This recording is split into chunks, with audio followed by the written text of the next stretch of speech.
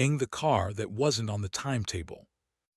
There are two sounds that make me honest: a whistle in cold air and wheel flanges crying on a tight curve. I work where both happen. I'm a steward on the Midnight Meridian, a private overnight train that slides the coast like a rumor. My job is to make sleep feel curated. Linens that remember, switches that glow friendly, a bar car that pretends it's Paris. You learn things on a night train. People confess to the dark in motion. My name is Theo.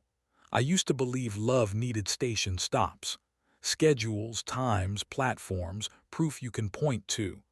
Then I watched my partner, Sienna, step into a car that didn't appear on our timetable, and I understood. Some parts of a life run limited service. We had been together 3 years, a neat run of holidays and shared passwords. She's an event director for a luxury hospitality group, the kind of person who can bend a room's mood with a spreadsheet and good lighting. When she pressed two fingers under my jaw and said, "Say it slower," I learned how to pace desire. We lived near the depot, in an apartment with a long window and a calendar with too many penciled notes. We were busy, which is a kind of devotion until it is. The Midnight Meridian attracts a payload of beautiful trouble: heiresses whose rings glitter like threats, politicians who prefer corridors to daylight, musicians who hum at the edge of sleep. The public-facing consist is 8 cars: a luggage van, 3 sleeping coaches, a dining car, the bar lounge, a library car, and a generator tail that hums like a cat. On special charters, though, we add a ninth car J. It doesn't get printed. It slides on behind the generator like a secret. When I ask dispatch who paid for it, they answer with a number that starts with too many zeros. Sienna's agency began booking immersive dining on the Meridian last winter. She wore black suits that fit like a plan and high collars that made her look expensive.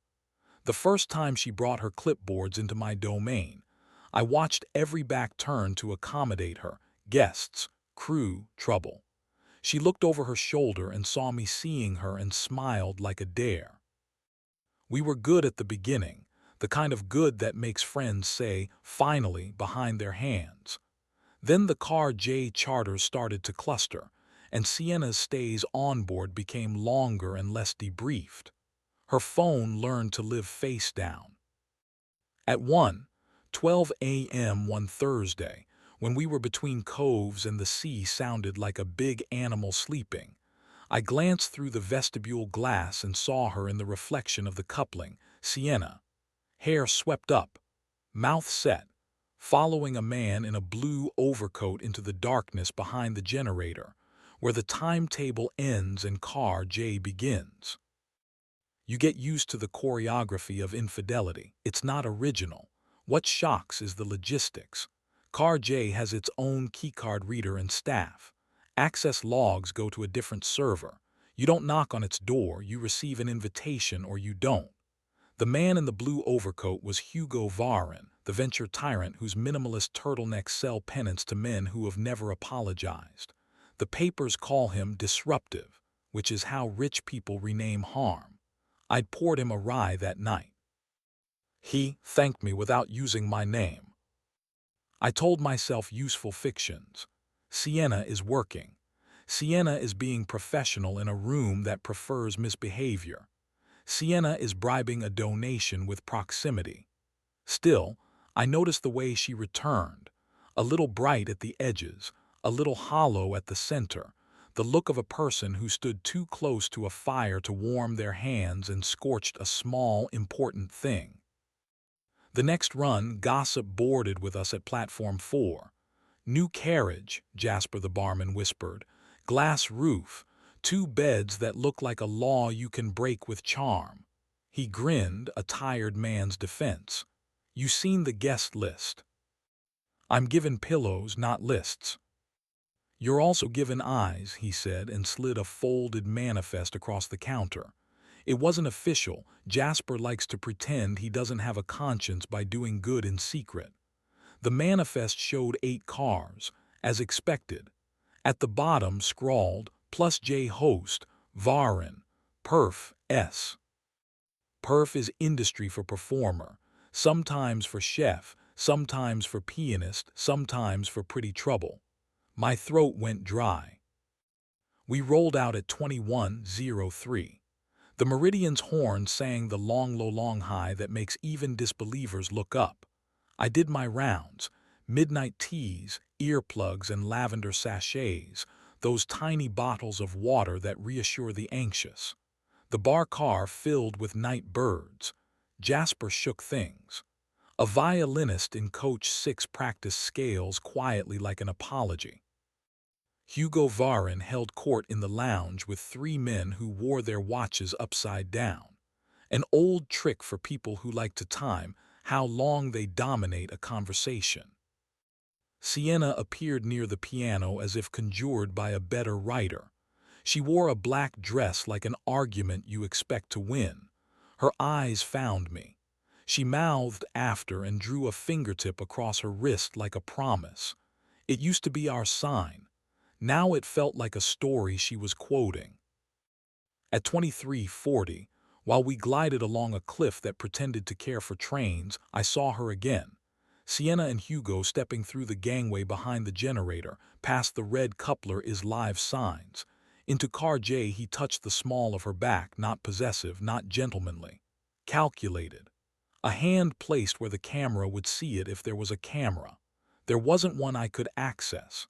I stared at the black shape of the car and listened to the coupler groan.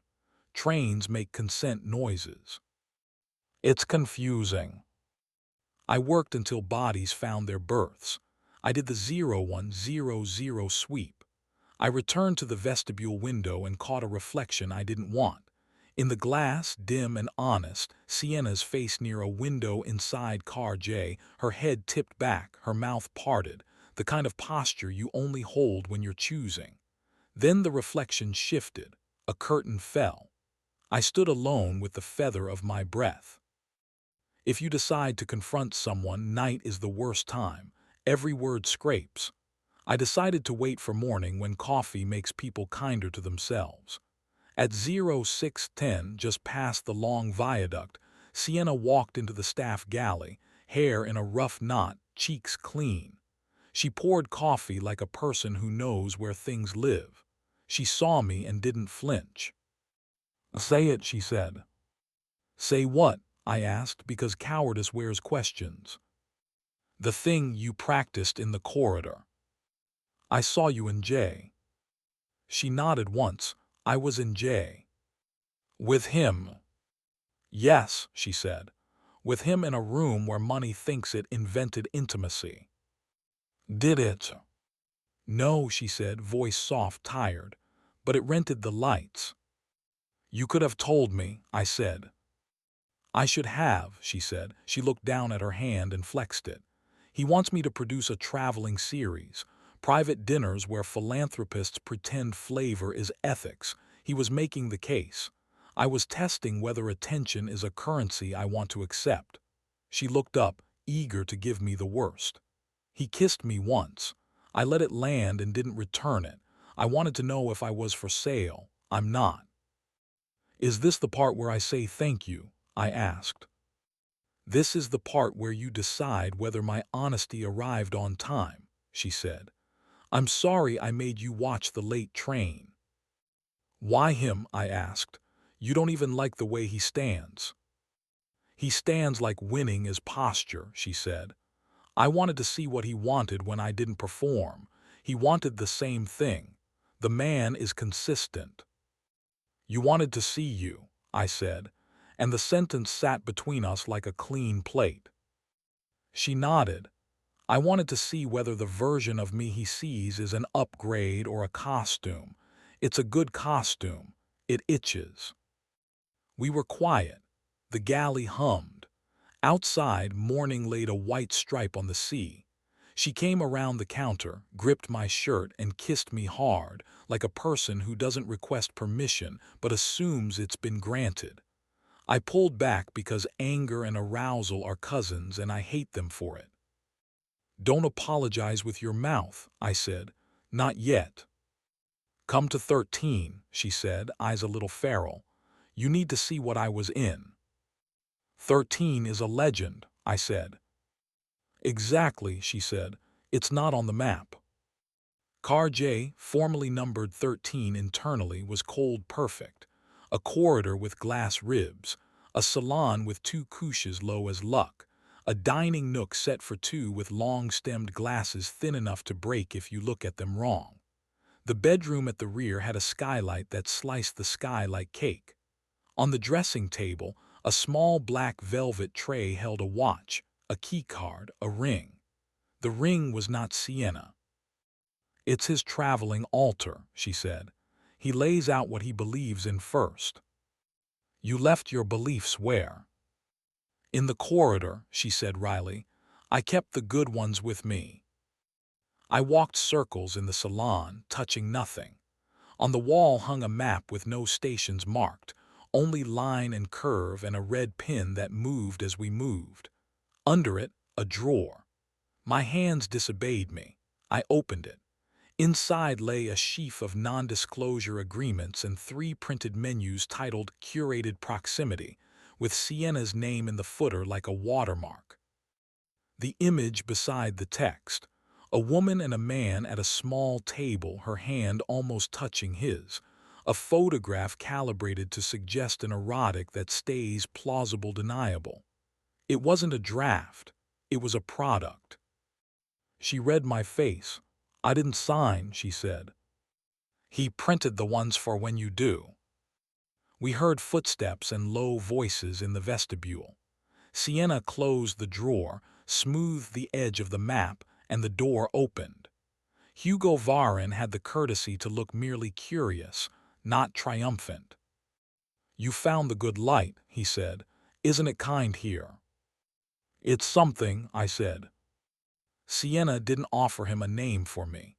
She stood between us like a conductor deciding whether to let brass interrupt strings. Hugo looked at her collarbone in a way calibrated to be missed. Then he looked at me the way men look at furniture. Can it hold weight? Theo, he said, you keep this train on time. I admire people who manage systems that prefer to fail. This one runs, I said. He smiled, a small economy of expression. Sienna, he said, ignoring me, the Naples cohort confirmed. Venice is a question of rooms. We'll need you at both. I won't be in Naples, she said. He tipped his head. Ah, he said, your steward has concerns. He gestured at the map. This is infrastructure. Don't confuse it with feeling. Don't confuse your appetite with an invitation, I said. Men like me don't need invitations, he said. It wasn't bragging, it sounded like weather. That's the problem, Sienna said. You think doors open because you arrived. I prefer handles that turn because I want them to.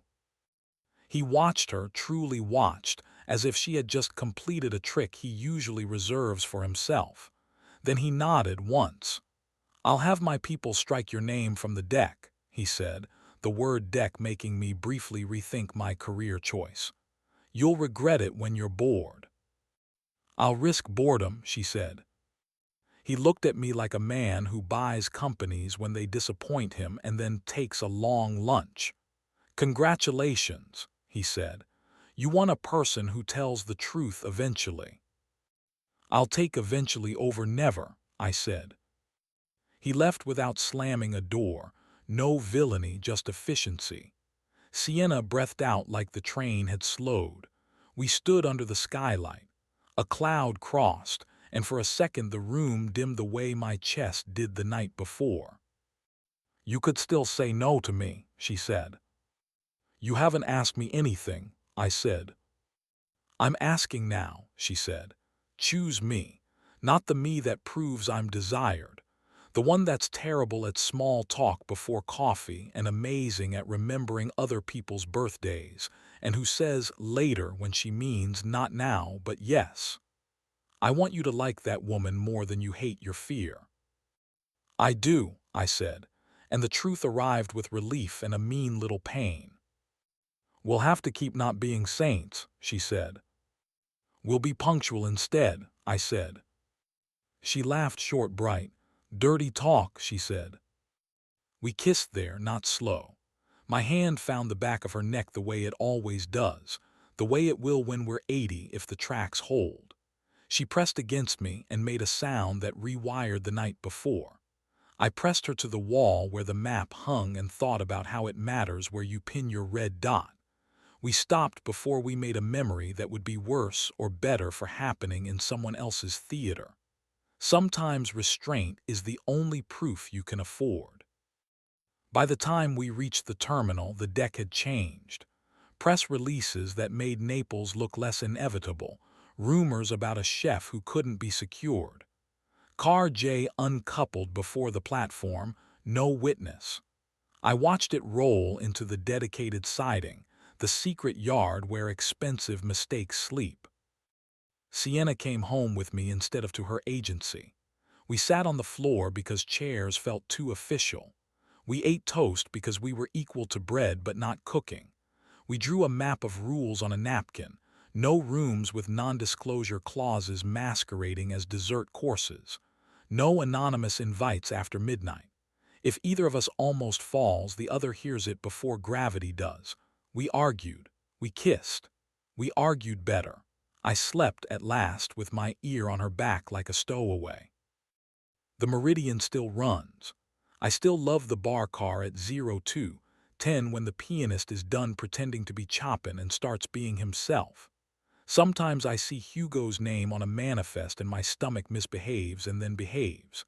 Sienna still works the runs, but now she uses the library car as her office, where the lamps are honest and the books smell like better plots.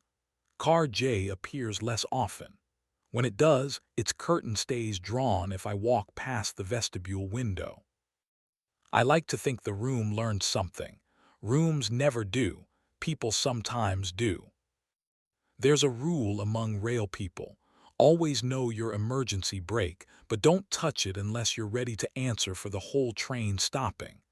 I held that lever all night and didn't pull. I'm not proud or ashamed. I'm grateful. The next morning, when Sienna kissed me in the galley with coffee on her breath and said, "On time," I believed her because everything in the car agreed. We take the Meridian on our nights off now once a month as passengers. We book a small compartment with a window that doesn't care how important you are. We undress between stations and make love with the rhythm under us, and sometimes she bites my shoulder at the exact moment a flange sings. It feels like precision. When dawn arrives, a gray ribbon over the sea, we lie awake and listen to the brakes feather, and I think, not every car needs a timetable. Some only need two people deciding where to get off and where to keep going.